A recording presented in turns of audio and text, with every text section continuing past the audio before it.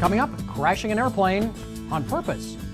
We talked to the pilot who flew this 727 into the ground. The final countdown to AOPA Aviation Summit, a major new AOPA initiative, plus a simple mod to greatly lower stall speeds. AOPA Live this week begins right now.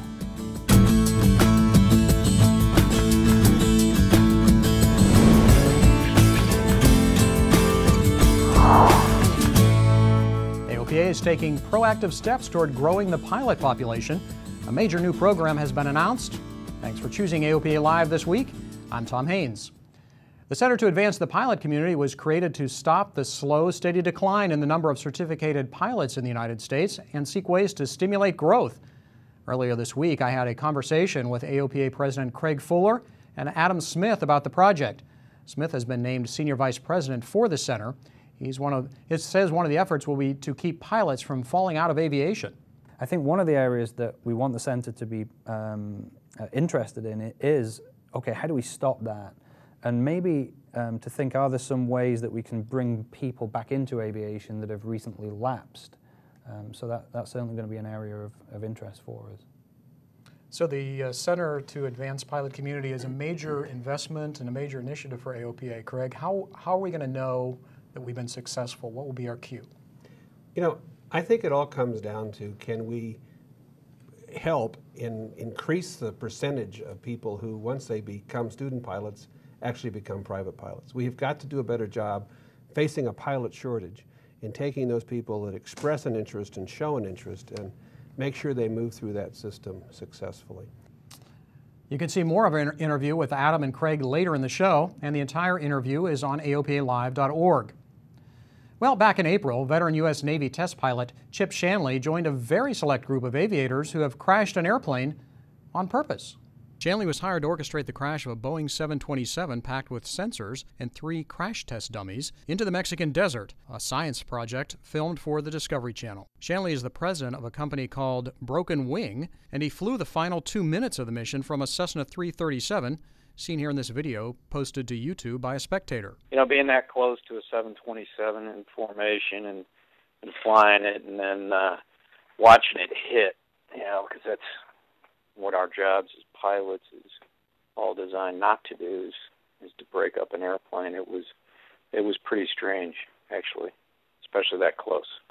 Shanley told AOPA Live this week that several members of the staff at Broken Wing have lost family members or friends in aircraft accidents. We set upon doing this to try to make things safer, not just do something wild. Shanley said the budget was not unlimited, and the team had to work hard to find a serviceable 727 in mothballs.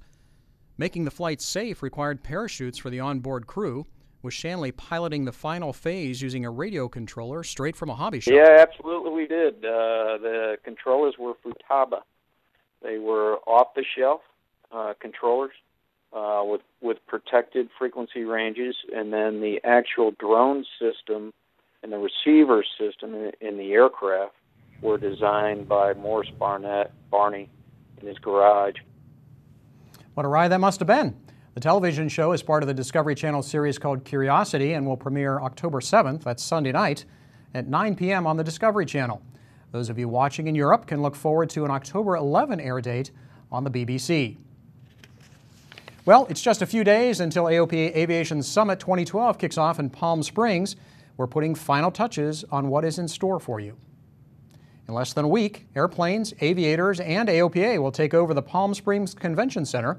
It'll bring those who attend the best programming in aviation and give them opportunities to learn, visit, and, well, just have some fun. And one of the most fun things in store is the Parade of Planes. It's been planned for months, and AOPA Live's Paul Harrop shows us what we can expect. It's a sight like no other. The AOPA Parade of Planes. But before the airplanes start down the street, there is months of work that has been done, led by AOPA Pilot Information Center Vice President Woody K. Hall. The next thing we deal with is the dip. Well, we've done the Parade of Planes in a number of different cities over the years. I did my first one in 1994, which happened to be Palm Springs. So he knows a little something about making it work. Always a great event. In 2006, we had 112 airplanes in the parade. We'll have a large number again this year. And there will be every shape, size, and color you can imagine. A wide variety of aircraft, everything from a P-51 Mustang to turboprops, down to the smallest of tail draggers. The parade starts at 10 a.m. Pacific time on Wednesday the 10th, and everyone's invited to come see it. So, a lot of aircraft on the streets of Palm Springs. The only thing needed is you. We hope you'll join us. In Palm Springs, Paul Harrop, AOPA Live. The Parade of Planes will be broadcast live on aopa.org/parade on October 10th, starting at 1 p.m. Eastern. That's 10 a.m. on the left coast. And the Parade of Planes is just the tip of the iceberg of cool things you can do at Summit. There's more than half a dozen education sessions dealing with iPads in the cockpit alone. There's plenty of opportunity to visit with fellow pilots from all over the world. And there's terrific opportunities to hear great speakers, including Hollywood's Harrison Ford. On Thursday, we'll hear about adventure flying. Friday, we'll focus on protecting the freedom to fly, including acting FAA Administrator Michael Huerta. Then Harrison Ford joins me, Craig Fuller, and Robert Goyer of Flying Magazine to talk about the freedom to fly. Well, Harrison Ford, we know that protecting the freedom to fly is important to him, and he has certainly talked with members of Congress about this. So we expect him at the keynote to share some of that with the people in the audience. Although the show starts in just a few days, it's not too late for you to join us. Go online and register at aopa.org/summit. You can also register in person at the Palm Springs Convention Center starting on the 11th. There's so much going on out there, you won't want to miss it. And hey, did we mention it? It's in Palm Springs. Not a bad place to be. Hope to see you there. And coming up after the break, a simple modification that really lowers your stall speed. And we look back at Husky flying adventures. You're watching AOPA Live this week.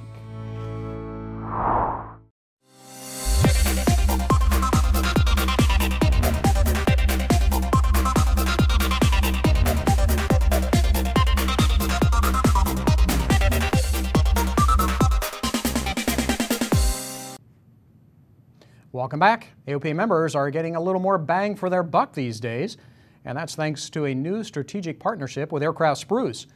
As part of AOPA's corporate partnership program, Aircraft Spruce will support the association and our members through engagement activities, including sponsorship at the registration area at AOPA Aviation Summit, support for AOPA.org content, and periodic special offers and discounts through both Aircraft Spruce and pilotshop.com. AOPA President and CEO Craig Fuller says it's going to be a great partnership. So we're really proud to have them step into this role, and what it means is that they're providing support to AOPA, which honestly helps offset the cost to our members for doing things like attending the summit.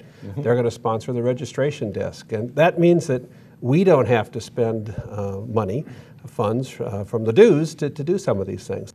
Pilots are always looking for ways to improve the handling and performance of their airplanes.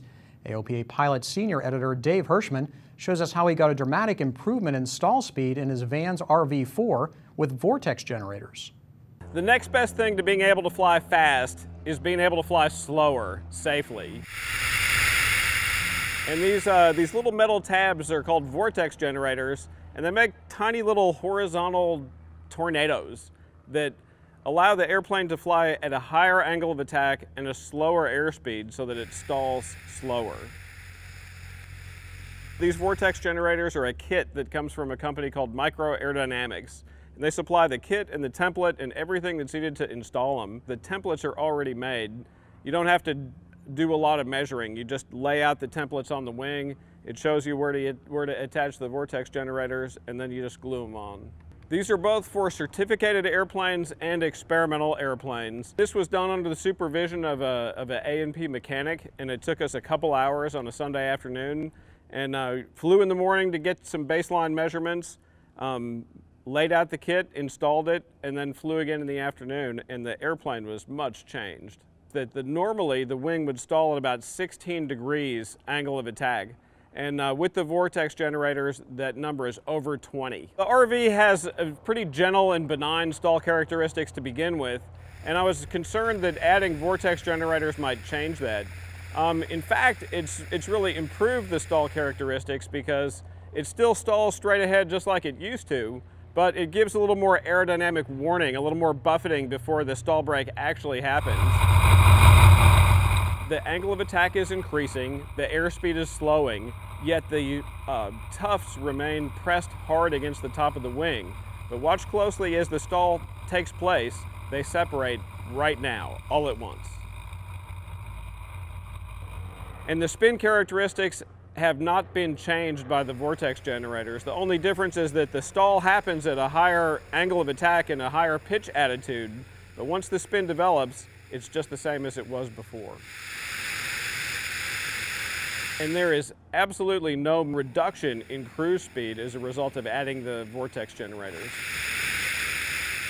The cost of the kits varies quite a lot depending on the size and complexity of the airplane and whether it's experimental or certified. This kit cost a little under $400, and the difference in how the airplane flies is astonishing. Busy week here at AOPA. Leaders of the National Transportation Safety Board were here at AOPA headquarters. We welcomed Chairman Deborah Hersman and team to Frederick to meet with the Air Safety Institute management. In the meeting, targeting safety education based on accident data was discussed. The NTSB has placed improving GA safety on their top 10 most wanted list. Well, as we pack our bags for AOPA Aviation Summit 2012 in Palm Springs, AOPA Flight Training Editor Ian Twombly shows you a flight bag, or bags, that might just be the most intricate piece of luggage on the market. I think there's only one word that describes the new Brightline Bags Flex system, and that is just bewilderment. It's the most complex, just absurd bag you can ever imagine. There are 11 pieces in all, and they all fit together in various ways, kind of like a jigsaw puzzle.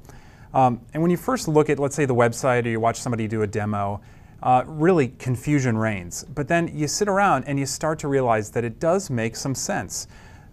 This new Flex system, they do give you a few choices of pre-configured bags. They run everywhere from about 150 up past 200. But what you really can do is pick your own system and buy your own pieces. And when you look at all this stuff, all 11 pieces, it basically boils down to just a few things. And that's a center section, end caps that go on the end of the center sections, and then side pockets. And when you think of it that way, stuff starts to make sense. And that's because the side pockets can, say, carry a GPS, and an end bag can carry fuel strainers and pens and stuff like that. And in the center section, depending on your length of trip, can carry an iPad, up to charts, up to overnight clothes. So it's really pretty cool, I gotta say. One thing you can't knock them for is the build quality. It's really fantastic, very well made. Everything, even though it kind of comes off and is modular, it stays on really well. Take, for example, the side pockets. I mean, you can sit there and shake the bag all day long and it's not coming off. Lots of really ingenious ways to get into the bag from above, if it sits in between the seats or on the sides, if you're on the ramp or whatever. So a little bit bag madness, let's say good and bad, but definitely worth checking out. They have a video on their website that goes through the whole demo. They do it better than I do. Check it out, brightlinebags.com, and maybe it's your next bag. Ian Twombly, AOPA Live. Complicated and cool. Pilots are going to like that. When we come back, eyes on the eyes in the sky, and we say farewell to an old friend. You're watching AOPA Live this week. From your first skyward glance, the dream of flight compelled you. And from your first glimpse of a Cirrus, you realized that dream had a name. Cirrus Aircraft. Go where you've never been before. Welcome back to AOPA Live this week. There's more eyes in Washington on drones.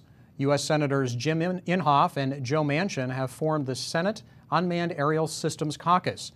According to Inhofe, the mission of the bipartisan caucus will be to educate senators and staff on the capabilities and concerns of UAS, and then to work closely together to best shape the UAS policy-making process. Well, as we told you at the top of the show, AOPA has a new initiative to grow the pilot population and community.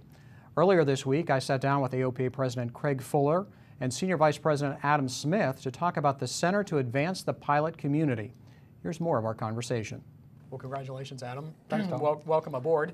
But it is a big challenge. So what are the first things you're going to do with the center to help make some change? It sure is a big challenge, and I think most of your viewers and our members are familiar with the general debate here.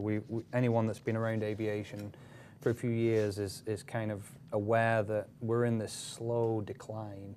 And I think the primary mission of the center is to try and arrest that decline. And if we get really good at our work, we might start growing aviation too.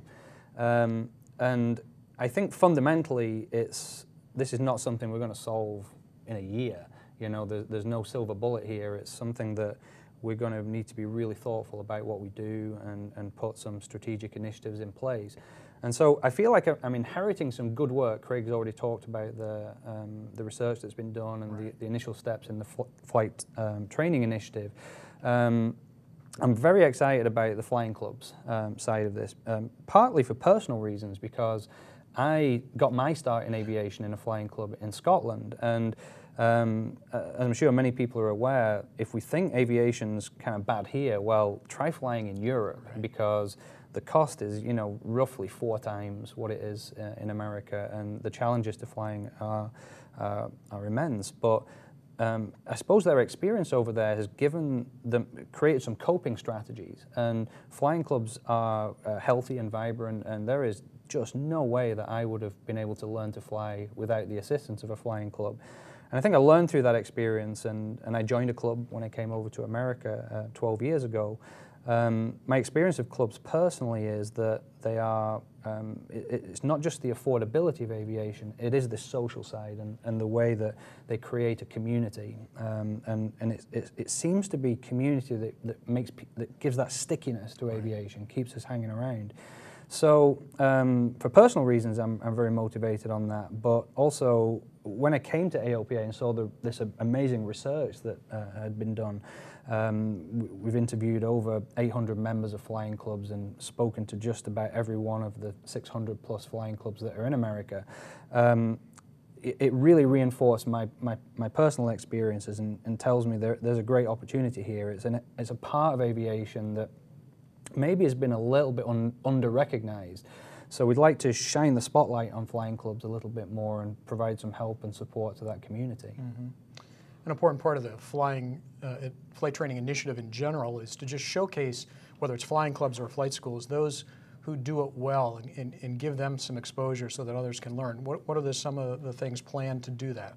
Well, you know, you're exactly right. Actually, this effort has been all about putting the spotlight on things that work. And once we identified, as I mentioned, these 47 factors that contribute to success, we wanted to find a way to share that with the community. Now, we published the study. It's on our website. You can go look at all the details. But we came up with kind of an extension of ideas we've seen work in business and in healthcare, where you let people nominate what they believe to be successful flight training schools and successful flight instructors. Using the factors, not all 47, but using those factors, we created a nominating survey. We have, I believe, almost 2,500 nominations came in. By simply filling out the survey, people tracked through, if you will, those successful factors. And I had people come up to me in town hall meetings saying, my flight school is going to win an award. And I said, really, how do you know? And they said, because we do every single thing you're suggesting. We have our students nominating us. And it's been actually very exciting for this first year effort to see the kind of response we've had from the community and the enthusiasm that really good flight schools have for letting the rest of the community know what they're doing. So we're going to be giving away excellence in flight training at Summit, the AOPA Excellence Awards. I've been working with Flight Training Magazine, as you know, and their editor, Ian Twomley, and I'm looking forward to that. I think we're going to have flight schools, flight instructors, and we've got some special awards even for schools that had the most number of nominations. We said that sheer numbers didn't matter, so this is really, these will be an award going to a school that's done really well, but also had a couple of hundred nominations. So we're real excited about it, and then gives us the chance to put a little more of a spotlight on those schools and let others pick up on what they're doing. You can see the interview in its entirety on AOPA Live. Just head to aopalive.org. Well, join us next week as we bring you coverage from AOPA Aviation Summit in Palm Springs, beginning with coverage of the Parade of Planes on Wednesday at 1 o'clock Eastern and 10 a.m. Pacific. You can find it at aopa.org/parade. And finally this week, we say goodbye. Next week at Summit, the Tougher Than a Tornado 2012 Sweepstakes Husky will be given away to its new owner. We've had a great year with 4-0 Whiskey Yankee, rebuilding minor damage from what could have been a fatal blow in the Sun and Fun tornado, but since then, the Husky's been all over the country. We leave you now with a look at some of the memorable moments. Thanks for watching. I'm Tom Haynes.